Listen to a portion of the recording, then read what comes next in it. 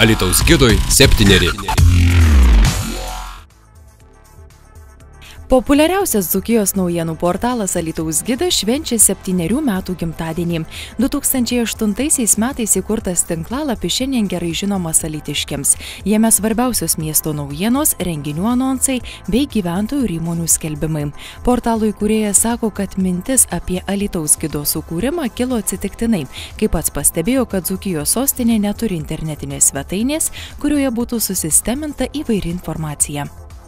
Ieškojau informacijos internete, kur Alytuje nusipirkt šarvuotas duris.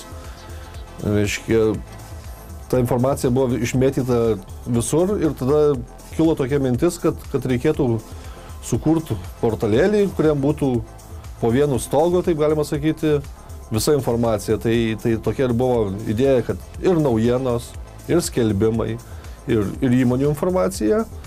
Ir iš tos durų paieškos taip ir gimė Alytaus gidas. Ramūnas Bielevičius pasakoja, kad sukūrus portalą pirmaisiais mėnesiais buvo įdomu stebėti nuolat augantį lankytojų skaičių.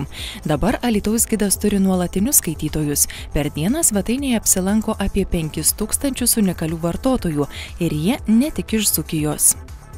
Matom informaciją, kad mus noriai skaito Anglijoje, Airijoje, Norvegijoje, Jungtinėse Amerikos valstijose. Na, tie žmonės, kurie palikė Alytų, bet tų ryšių su Alytum nenutraukė, jie iš tikrųjų domisi tą informaciją ir tas pirmas žodis iš šių miestų jiems turbūt yra svarbu. Net matom, kad ir tie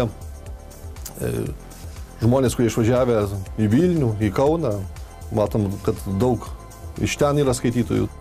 Dar didesnio lankytojų susidomėjimo Alytaus gidas sulaukė prieš keletą mėnesių pasiūlęs video naujienų skiltį.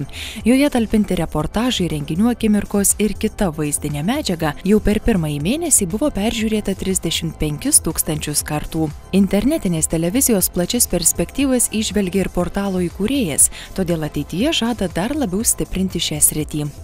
Video reportažai, video turinys kraustosi į internetą. Internetinė televizija turi tikrai šviesią ateitį, tai aš tikrai labai džiaugiuosi, kad aplink Alytaus gidą būrėsi tikrai stipri, profesionali komanda, ko gal net, sakykime, mums trūkdavo anksčiau. Žmonės, kurie tikrai nori dirbti, kurie išmano savo sritį ir tas žingsnis į video sritį, aš manau, kad tai yra ta tendencija, kurios mes bandysim ir išlaikyti. Tik sukūrus portalą jame dirbo tik rašantys žurnalistai ir fotografai. Dabar komanda plečiasi.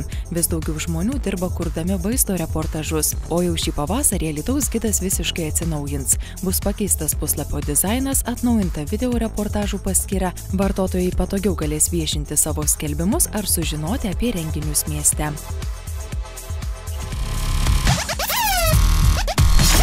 Alytaus gidas populiariausias portalas Dzūkijoje.